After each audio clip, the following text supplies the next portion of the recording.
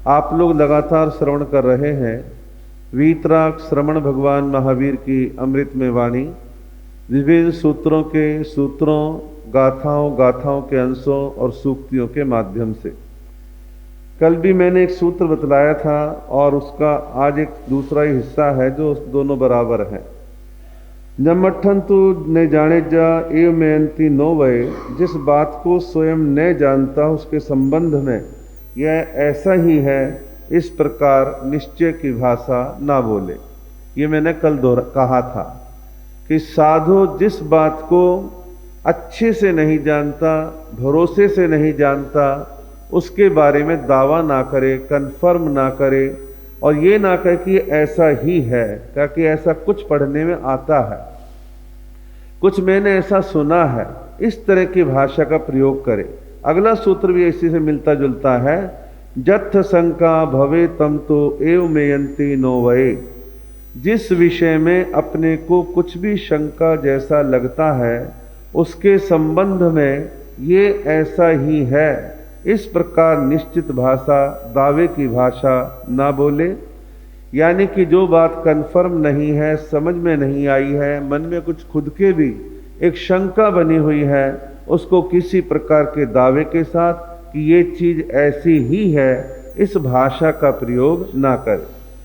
आगे कहा न हासमाणो विगिरम वैजा, हंसते हुए नहीं बोलना चाहिए, हंसते हुए नहीं बोलना चाहिए। मैंने आपको पहले भी कहा था कि सारे सूत्र जो हैं साधु साध्वियों को लक्ष्य में करके कहे गए हैं। अब देखिए, हम लोग प्रवचन देते हैं, बीच में एकाध हंसी का प्रसंग आता है, लेकिन साधु जो है ये लक्ष्य करके ना बोले कि मेरा लक्ष्य हंसाना है या मनोरंजन करवाना है, ऐसा नहीं। वो स्वयं हंसते हंसते बात ना करे। ये भगवान की वाणी सुनाने का माध्यम है, ये भगवान महावीर के संदेश देने का मंच है। यहाँ से गंभीर बात, अच्छी बात, आत्मा के विकास की बात, जीवन निर्माण की बात करे। जब साधु किसी बात को हंसते हंसते बोलता है तो सुनने वाले वर्ग में कई प्रकार के लोग होते हैं। बहुत सारे लोग उस बात को गंभीरता से ना लेकर कहेंगे कि यहाँ तो एक मजाक सी हो रही है, कोई गंभीरता की बात नहीं है, तो एक अच्छा प्रभाव नहीं पड़ता है। और मैंने एक बार पहले भी कहा था कि साधु साध्वी को सड़क पर चल रहे हैं तो हिड़ हिड़ करते हुए, जोर जोर से हंसते हुए, ठहाके मारते हुए सड़क पर ना चलें। उनकी चाल ढाल, उनका बोलचाल बड़ा संयमित, व्यवहारिक, संतुलित जो है वो होना चाहिए। तो कहा हंसते हुए नहीं बोलना। आगे कहा है मियम अदुट्ठम अणुवी भाषय सयान मज्जे लहाई प्रशंसनम, जो विचार पूर्वक सुंदर और परिमित शब्द बोलता है वह सज्जनों में प्रशंसा प्राप्त करता है। जो साधु साध्वी अपने प्रवचन के अतिरिक्त अपने कक्ष में बैठ कर के चर्चा वार्ता के दौरान मर्यादित बोलता है, परिमित बोलता है, संयमित बोलता है, गंभीर बोलता है, सटीक बोलता है और अच्छा प्रभावशाली बोलता है, तो हमारे मानव समाज के अंदर ऐसे लोगों की प्रशंसा होती है कि वो देखो कितने गंभीर हैं, कितने समझदार हैं, कितनी सुलझी हुई बात करते हैं, कितने व्यवहारिक हैं, कितने प्रैक्टिकल हैं। हम इस प्रकार का ख्याल औरों के बारे में ला सकते हैं और लाते हैं। तो इसलिए कहा है कि बोलने वाला साधु साध्वी सुंदर और परिमित शब्दों का प्रयोग करे, इधर उधर हल्की बातें ना करे। वैजम बुद्धे ही मानुलोमी है, कहा है बुद्धिमान ऐसी भाषा बोले जो हितकारी एवं अनुलोम सभी को प्रिय हो।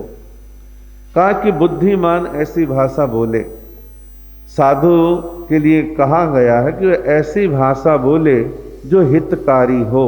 हितकारी का मतलब क्या है? सामने वाले के हित के लिए, कल्याण के लिए, भलाई के लिए हो।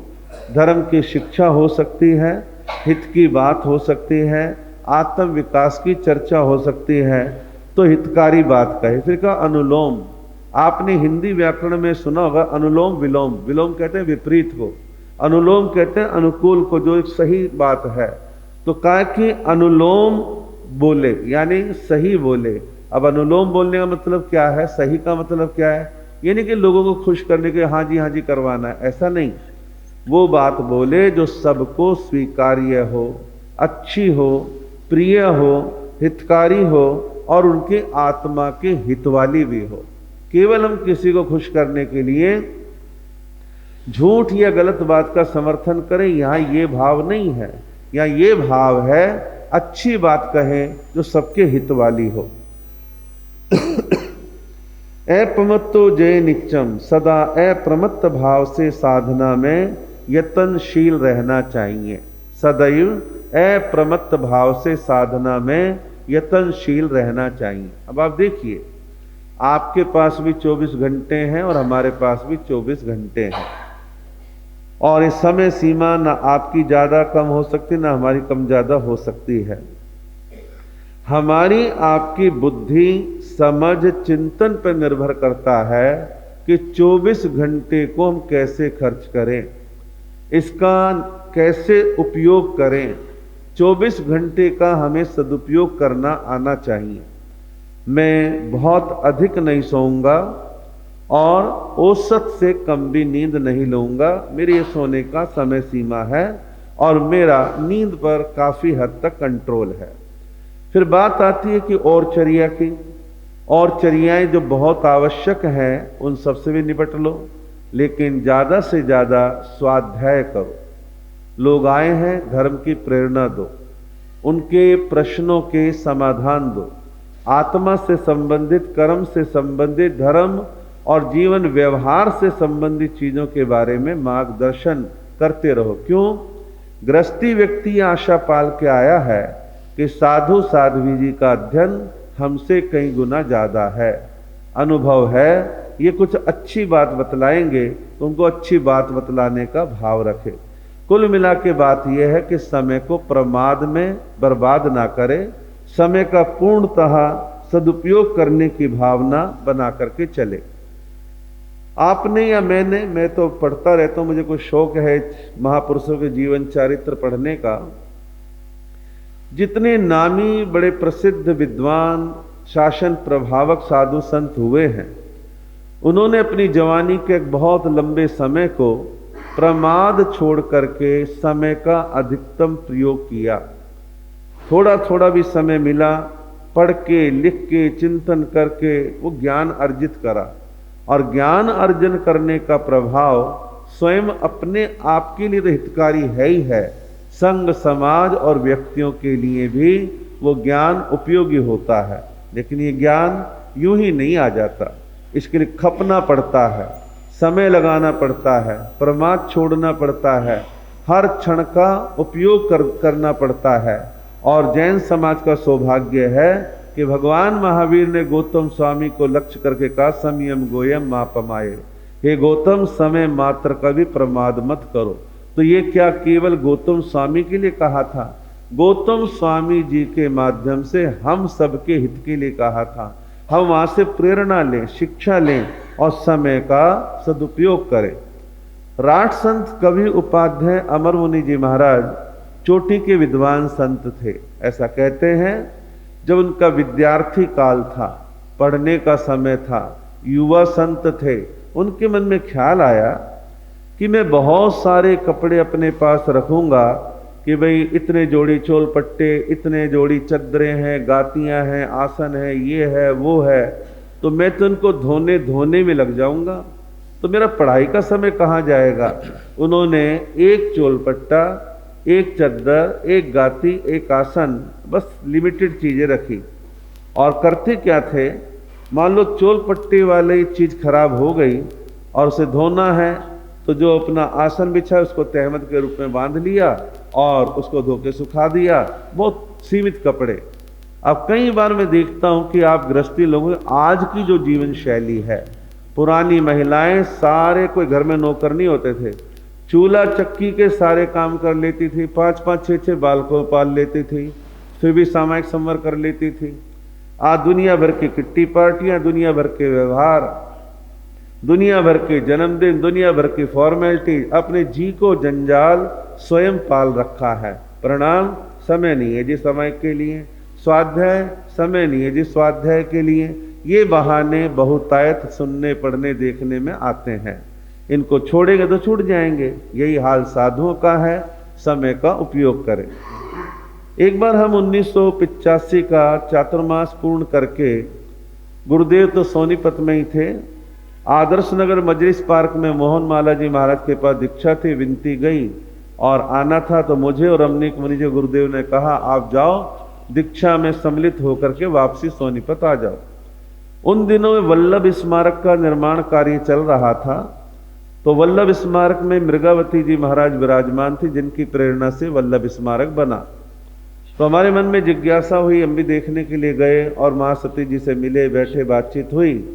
उन्होंने परिचय लिया, दीक्षा, उम्र, समय वगैरह सब चीजें पूछी, हमने बतलाया। तो कहने लगे एक बात कहूं, ये दीक्षाएं, ये फंक्शन तो होते रहेंगे, तुम्हारी जो उम्र है उसको देखते हुए ज्यादा से ज्यादा समय पढ़ाई लिखाई अध्ययन में लगाओ, समय को बर्बाद ना करो। मैंने आपको पहले भी शायद बतलाया था, फिर बता दूं। आचार्य देवेंद्र मुनि जी महाराज चोटी के विद्वान बने, दुनिया भर के ग्रंथ साहित्य लेखन संपादन का काम किया, 400 के आसपास किताबें लिखी। तो ये क्या यूं ही हो गया? वो ज्यादातर लोगों से बात नहीं करते थे, पढ़ने लिखने अध्ययन में लीन रहते थे। आए हुए लोगों को उपाध्याय पुष्कर मुनि जी महाराज संभालते थे, और उससे भी पीछे के समय में जाएं तो मैंने बतलाया था, कमरे के अंदर देवेंद्र मुनि जी महाराज पढ़ते थे, बाहर से पुष्कर मुनि महाराज सांकल लगा देते थे और कहते थे जब तुम्हें प्यास लगे टॉयलेट को जाना, नॉक कर देना और तुम शौच की क्रिया वगैरह से फ्री हो जाना, फिर पढ़ने लग जाना। गुरु का भाव क्या था? तुम अपने समय को पढ़ने में लगाओ।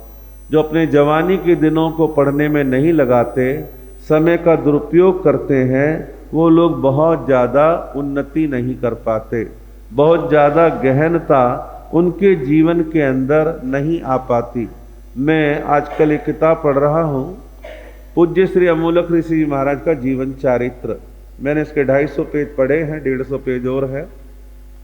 इसमें लिखा है कि पूज्य अमोलक ऋषि जी महाराज, जिन्होंने 12 साल की उम्र में दीक्षा ले ली, लगातार ज्ञान ध्यान में अपने आप को तल्लीन कर लिया और कभी खाली नहीं बैठते, कुछ ना कुछ काम करते रहते, पढ़ते लिखते रहते थे और लेखनी वगैरह चलती रहती थी। केवल मात्र जब वो 10-12 साल की दीक्षा थी, यानी उम्र 24 साल मान लीजिए, तब तो उन्होंने जैन तत्व प्रकाश 91 दिन में 91 डेज में लिख डाला। और जैन तत्व प्रकाश की आज 8 या 9 बार किताबें छप चुकी, इतनी डिमांड बनी रहती है। और 3 साल में 32 शास्त्रों का हिंदी अनुवाद लिख डाला। हैदराबाद में एक ही शहर में 11 साल विशेष कारण से रहे थे, उन्हीं में 3 साल लिखने पढ़ने के भी थे। 32 शास्त्रों का पहली बार राष्ट्रभाषा हिंदी में अनुवाद करके पब्लिक के सामने वो चीज आई और साधु समाज पर बड़ा भारी उपकार किया। उन 3 साल में एक टाइम भोजन करा करते थे और दिन में कोई विश्राम नहीं। औसतन एक दिन में लगभग 7 घंटे लेखन का काम कर लिया करते थे। उस जमाने में रात को लाइट वगैरह का प्रयोग होता नहीं था। तो इस प्रकार जो लोग अपने समय का उपयोग करते हैं, प्रमाद छोड़ते हैं, काम करते हैं, वो जिन शासन की प्रभावना के सुंदर काम करने में समर्थ होते हैं। अन्यथा जीवन है, समय तो यूं ही निकल जाएगा।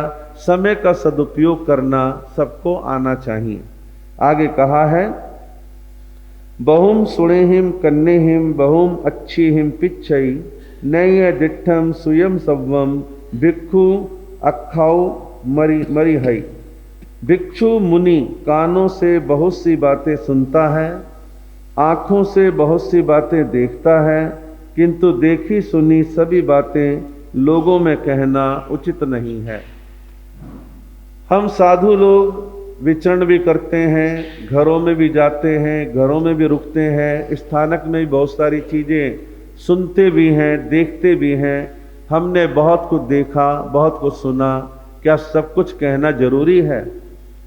किसी की कोई गुप्त बात देखी, किसी का कोई हमने असद व्यवहार देखा, क्या उसको बार बार लोगों के बीच में कहना जरूरी है? नहीं, साधु ऐसा काम ना करे। यदि साधु हर देखी बात को एग्जाम्पल बना करके पेश करे तो कहीं ना कहीं लोगों में एक मैसेज ये जाएगा कि महाराज में गंभीरता का अभाव है। इन्होंने फला फला जगह पर कुछ देख लिया या सुन लिया, अब उसको पेश कर रहे हैं, व्याख्या कर रहे हैं। मैं समझता हूँ उसकी आवश्यकता नहीं है, ये आगमकार ने भी कहा है और व्यवहार में अच्छा भी नहीं है। आगे कहे कन्न सोखे हिम सद्दे हिम प्रेमम नाभि निवेशये, केवल कर्ण प्रिय तथ्यहीन शब्दों में अनुरक्ति नहीं रखनी चाहिए।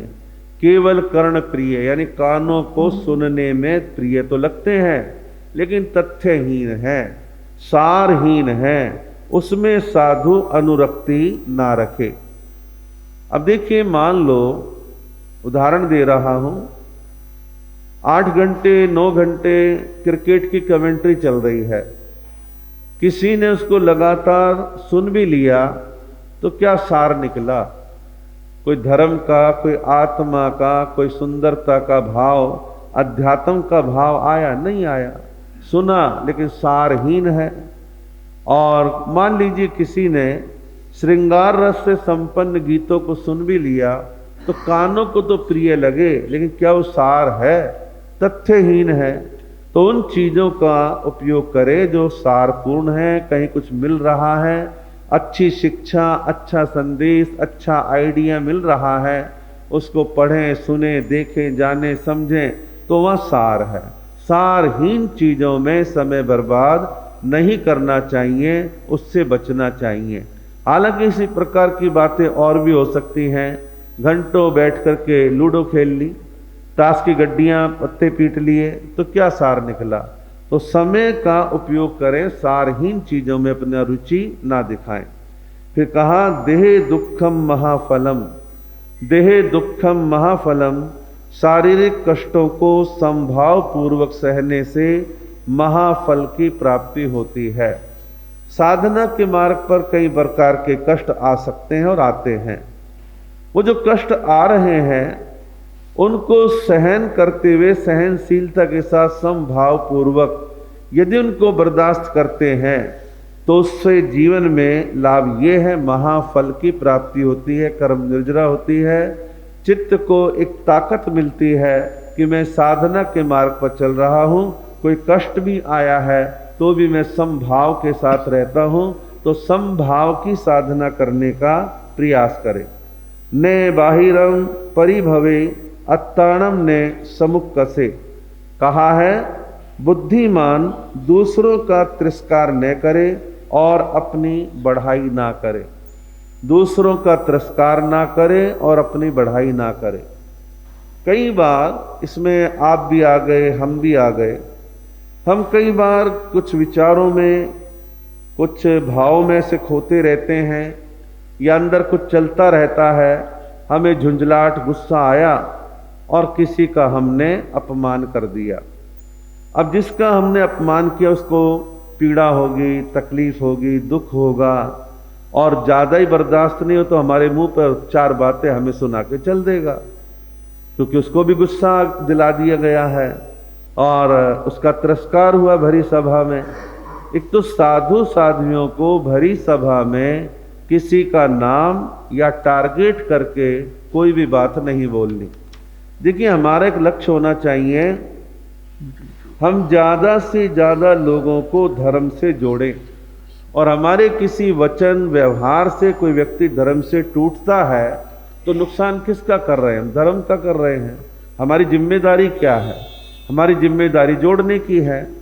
हालांकि मैं दावे से तो नहीं कहता, लेकिन एक बात बोलता हूं जो मैंने वाया वाया वाया सुनी है। सुदर्शन लाल जी महाराज उत्तर भारत के बड़े प्रसिद्ध संतों में संत रहे हैं। ऐसा कहते हैं कि वो स्वयं और अपने शिष्यों के द्वारा कहीं कोई स्खलना, गलती, कोई बात हो जाए तो उनको ये संकोच नहीं था, मैं इतना बड़ा साधु, मैं गृहस्थी से क्षमा याचना करूं। वो क्षमा याचना का, भाई गलती हो गई है, आगे से इस चीज़ का ध्यान रखा जाएगा और इस बात को यहीं पे समाप्त कर दो। तो आदमी इतनी उदारता जब बरतता है तो चीजें टूटती नहीं है, चीजें जुड़ती हैं। अब चीज को हमें कप प्लेट थोड़ी ना जोड़ने हैं, हमें समाज को जोड़ना है। तो समाज को जोड़ने का भाव रखना चाहिए। कहा बुद्धिमान दूसरों का तिरस्कार अपमान ना करे, भरी सभाओं में किसी को टारगेट करके हम अपमानित ना करें, झुंझलाट में प्रतिक्रिया ना दें। फिर कहा अपनी बढ़ाई ना करें, अपनी बढ़ाई, अपनी प्रशंसा, अपने समुदाय की प्रशंसा, अपने संघ की प्रशंसा ना करें, अर्थात लोग मूल्यांकन स्वयं करें, इस बात का ध्यान रखें। लेकिन मोटे तौर पर व्यक्ति अपनी प्रशंसा स्वयं ना करे। थोम लद्धुम न खिंसय, मन चाहा लाभ न होने पर झुंझलाए नहीं। कई बार मनुष्य की एक प्रवृत्ति है, वो एक कल्पना करता है कि वहाँ ऐसा होगा, वैसा होगा, अच्छा काम हो जाएगा और ये वाला टारगेट पूरा हो जाएगा, ये अच्छा काम समाज का हो जाएगा, लेकिन वो आशा पूरी नहीं हुई। मन चाहा लाभ नहीं हुआ तो झुंझलाए नहीं। गोचरी को गया है और गोचरी ना मिले तो झुंझलाए नहीं। वस्त्र की इच्छा पाली, वस्त्र नहीं मिला, झुंझलाए नहीं। दवाई समय पर नहीं आई तो झुंझलाए नहीं। किसी सामाजिक धार्मिक संस्था के लिए प्रेरणा दी और कुछ नहीं हो पाया तो झुंझलाए नहीं। या नहीं होगा, वहां होगा, वहां नहीं होगा, वहां होगा, आज नहीं होगा, कल होगा, हो जाएगा। तो इस प्रकार का अपने मन में लाभ न होने पर झुंझलाट को ना पाले। सूत्र और भी हैं, आगे जैसा होगा चर्चा चलती रहेगी और आप लोग उसको सुनते रहेंगे।